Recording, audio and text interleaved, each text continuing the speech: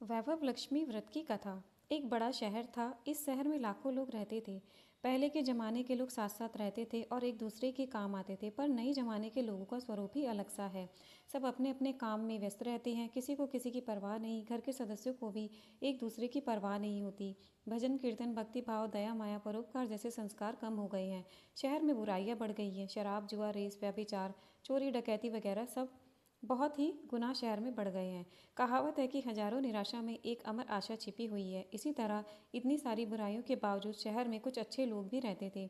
ऐसे अच्छे लोगों में शीला और उनके पति की गृहस्थी मानी जाती थी। शीला धार्मिक प्रकृति की और संतोषी थी। उनके पति भी विवेकी और सुशील थे। शीला और उनका पति ईमानदारी से जीते थे। वे किसी की बुराई नहीं करते थे और प्रभु भजन में अच्छी तरह से समय व्यतीत कर रहे थे।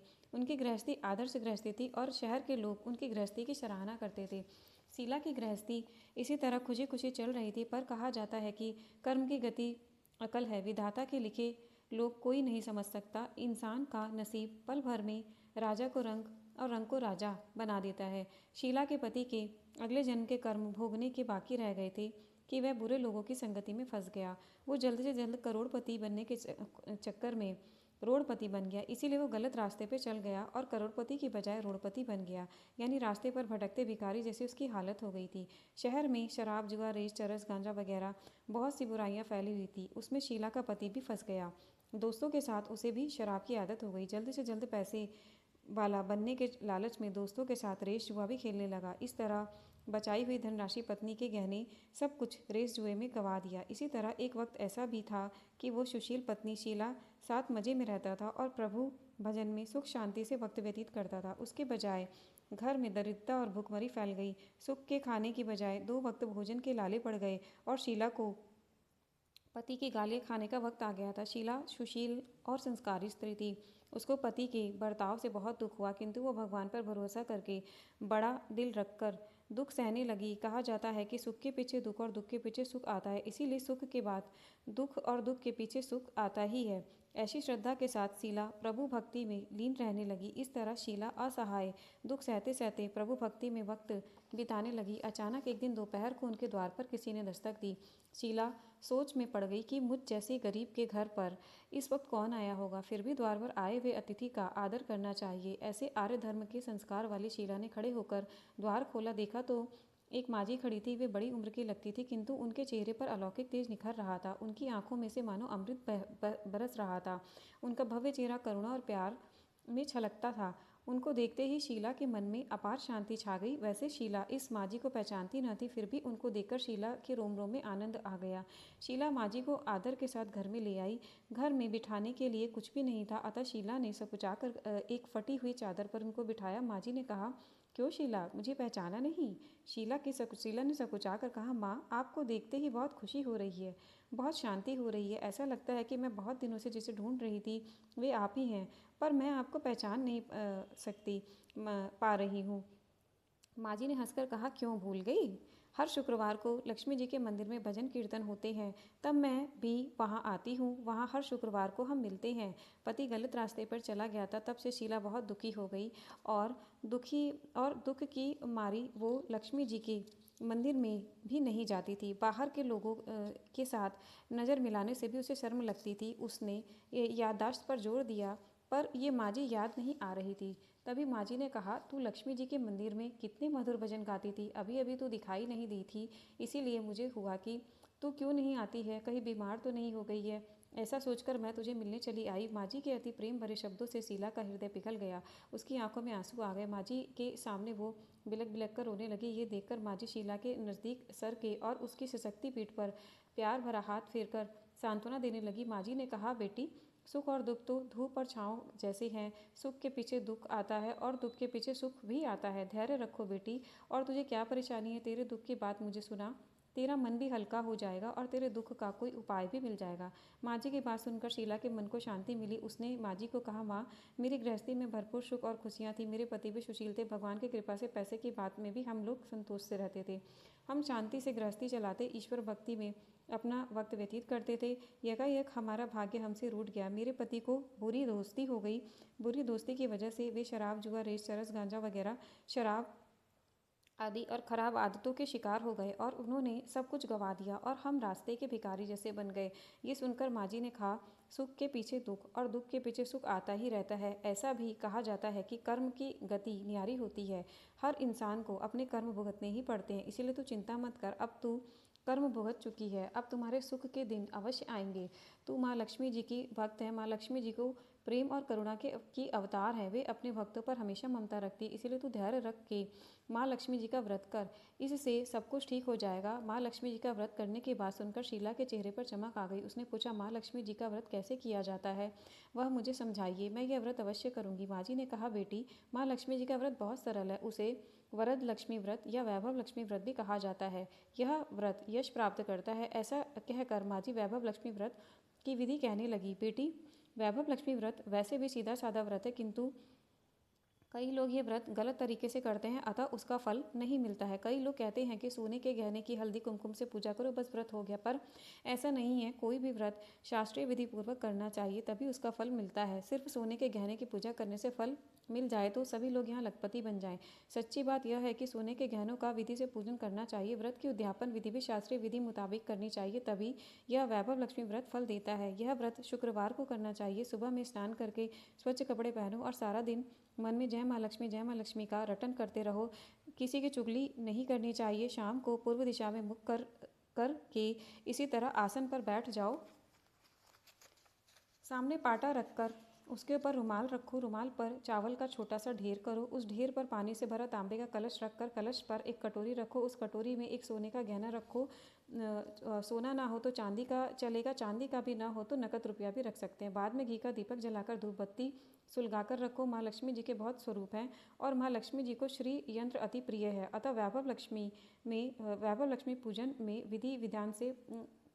विधि करते हुए वक्त प्रथम श्री यंत्र और लक्ष्मी जी के विविध स्वरूपों का सच्चे दिल से दर्शन करो और माँ लक्ष्मी जी के विविध स्वरूपों की छवि और लक्ष्मी स्तवन का पाठ करो। बाद में कटोरी में रखे हुए गहने या रुपए को हल्दी कुमकुम और चावल चढ़ाकर पूजा करो और लाल रंग का फूल चढ़ाओ। शाम को कोई मीठी चीज़ बनाकर उसका प्रसाद रखो। ना हो सके तो शक्कर या गुड़ भी चल सकता है। फिर आरती करके 11 बार सच्चे हृदय से जय माँ लक्ष्मी बोलो।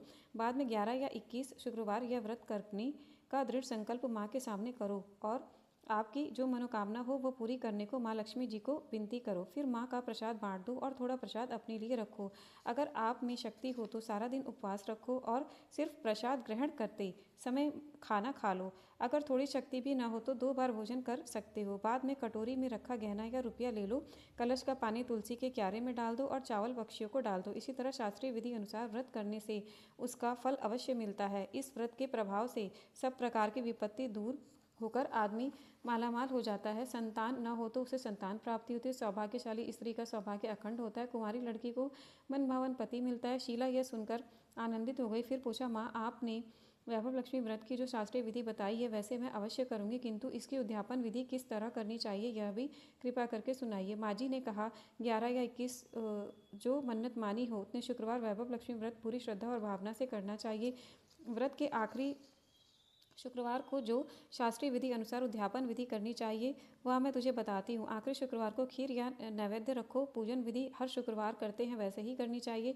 पूजन विधि के बाद श्रीफल फोड़ो और कम से कम 7 कुंवारी या फिर सौभाग्यवती स्त्रियों को कुमकुम का तिलक करके शायद वैभव लक्ष्मी व्रत की एक पुस्तक उपहार में देनी चाहिए और सबको खीर का प्रसाद देना चाहिए। फिर धन लक्ष्मी स्वरूप वैभव लक्ष्मी स्वरूप माँ लक्ष्मी जी की छवि को प्रणाम करें।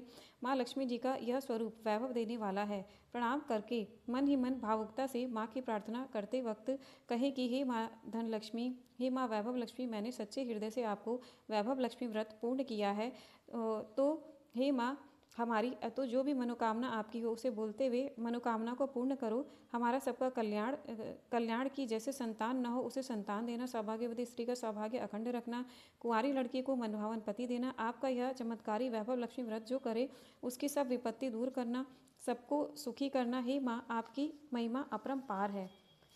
इस तरह माँ को प्रार्थना करके माँ लक्ष्मी जी का धन लक्ष्मी स्वरूप को भाव से वंदन करो। माँ जी के पास से वैभव लक्ष्मी व्रत की शास्त्रीय विधि सुनकर शीला भाव विभोर उठी। उसे लगा मानो सुख का सारा रास्ता मिल गया हो। उसने आंखें बंद करके मन ही मन उसी क्षण संकल्प लिया, हे वैभव लक्ष्मी माँ, मैं भी माँ जी के कहे मुताबिक श्रद्धा से शास्त्रीय विधि अनुसार वैभव लक्ष्मी व्रत 21 शुक्रवार तक करूँगी और व्रत की शास्त्रीय विधि अनुसार उद्यापन भी करूँगी।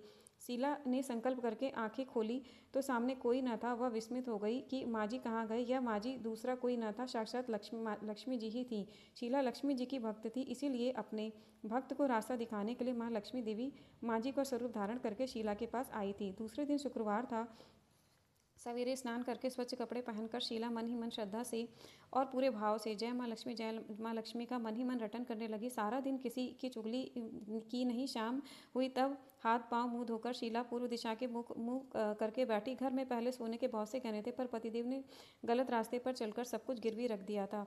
पर नाक की चुन्नी बच गई थी। नाक की चुन्नी निकाल कर उसे धोकर शीला ने कटोरी में रख दिया। सामने पाटे पर रुमाल रख कर मुट्ठी भर चावल का ढेर ढेर किया। उस पर तांबे का कलश पानी भरकर रखा। उसके ऊपर चुन्नी वाली कटोरी रखी। फिर माँ जी ने कही थी वही शास्त्रीय विधि अनुसार वंदन स्तवन पूजन वगैरह किया और घर में थोड़ी शक्कर थी वो प्रसाद में रख दी। वैभव लक्ष्मी व्रत किया। यह प्रसाद पहले पति को खिलाया। प्रसाद खाते ही पति का स्वभाव में फर्क पड़ गया। उस दिन उसने शीला को मारा नहीं, सुनाया भी नहीं। शीला को बहुत आनंद हुआ।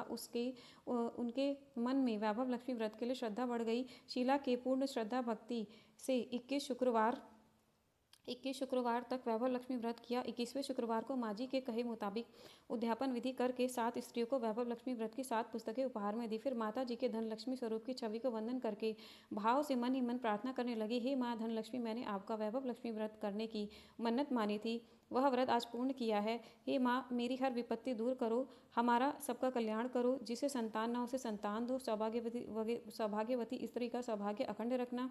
कुंवारी लड़की को मन भावन पति देना। आपका यह चमत्कारी वैभव लक्ष्मी व्रत करे, जो भी ये व्रत करे उसकी सब विपत्ति दूर करना, सबको सुखी रखना। हे माँ, आपकी महिमा अपार है। ऐसा बोलकर लक्ष्मी जी के धन लक्ष्मी स्वरूप की छवि को प्रणाम किया। इस तरह शास्त्रीय विधि पूर्वक शीला ने श्रद्धा से व्रत किया और तुरंत ही उसे फल मिला। उसका पति गलत रास्ते पर चला गया था, वह अच्छा आदमी हो गया और कड़ी मेहनत करके व्यवसाय करने लगा। माँ लक्ष्मी जी के वैभव लक्ष्मी व्रत के प्रभाव से उसको ज़्यादा मुनाफा होने लगा। उसने तुरंत शीला के गिरवी रखे गहने छुड़ा लिए। घर में धन की बाढ़ सी आ गई। घर में पहले जैसे सुख शांति छा गई। वैभव लक्ष्मी व्रत का प्रभाव देखकर मोहल्ले की दूसरी स्त्रियां भी शास्त्रीय विधि पूर्वक वैभव लक्ष्मी व्रत करने लगी। हे माँ धन लक्ष्मी, आपने जैसे शीला पर प्रसन्न हुई, उसी तरह आपका व्रत करने वाले सब पर आप प्रसन्न होना, सबको सुख शांति देना। जय धन लक्ष्मी माँ, जय वैभव लक्ष्मी बा, जय वैभव लक्ष्मी बा। तो देखा आपने कैसे, बोलो प्रेम से वैभव लक्ष्मी मैया की जय। तो देखा आपने कैसे शीला की मनोकामना पूर्ण हुई और उसने पूरे विधि विधान से माता वैभव लक्ष्मी का व्रत किया। तो ये थी माता वैभव लक्ष्मी की संपूर्ण कथा। और जो शास्त्रीय विधि इस कथा में बताई गई है, उसी शास्त्रीय विधि के अनुसार यदि हम सब भी माता वैभव लक्ष्मी का व्रत करते हैं तो माता वैभव लक्ष्मी सभी की मनोकामनाएं पूर्ण करती हैं, सभी की विपत्तियों को हरती हैं और सभी के जीवन में सुख शांति समृद्धि धन धान्य से उनके जीवन को परिपूर्ण करती हैं। तो एक बार फिर से प्रेम पूर्वक सभी लोग मिलके बोलो, माता वैभव लक्ष्मी की जय, माता वैभव लक्ष्मी की जय, माता वैभव लक्ष्मी की जय, माता वैभव लक्ष्मी की जय, माता वैभव लक्ष्मी की जय।